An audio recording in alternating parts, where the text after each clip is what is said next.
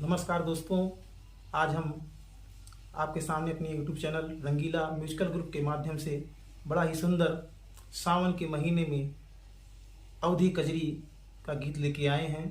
आप हमारे इस गीत को सुनिए और इसको कमेंट, शेयर, लाइक ज़रूर कीजिए और हमारे चैनल को सब्सक्राइब ज़रूर कर लीजिए ताकि हमारी जो भी वीडियो हो, जो भी गीत संगीत हो, आप तक सबसे पहले पहुँचे।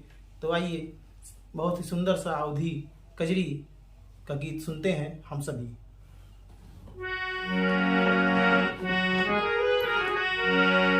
कि हरे रामारी में झिम बरसे पनिया झूले राजा रनिया रे हारी।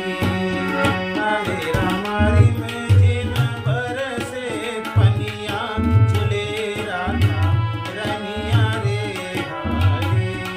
झूले राजा रनिया रे हारी।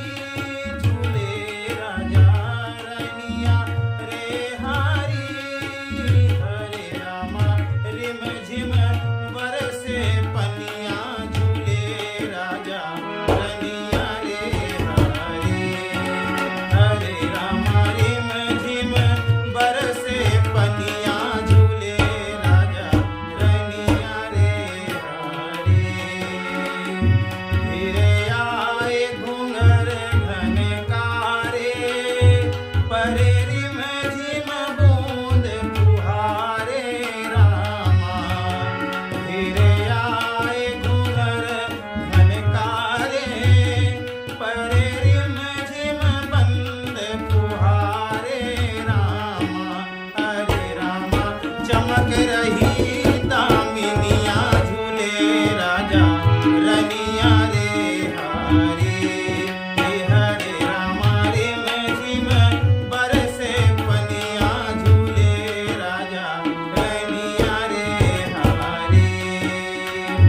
गर सोहे मोतियन माला अंग अंग में भूषण निराला रामा।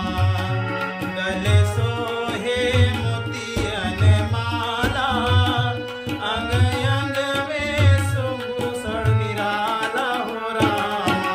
हरे रामा कमर बड़ी कर धनिया झूले राजा रनिया रे हारी। हरे रामा रिम झिम बरसे पनिया झूले राजा रनिया रे हारी।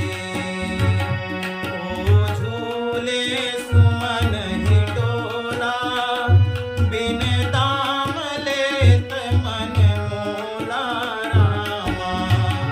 ओ झूले सुमन ही डोला बिन दाम लेत मन मोला रामा। हरे रामा मंद मंद मुस्कनिया झूमे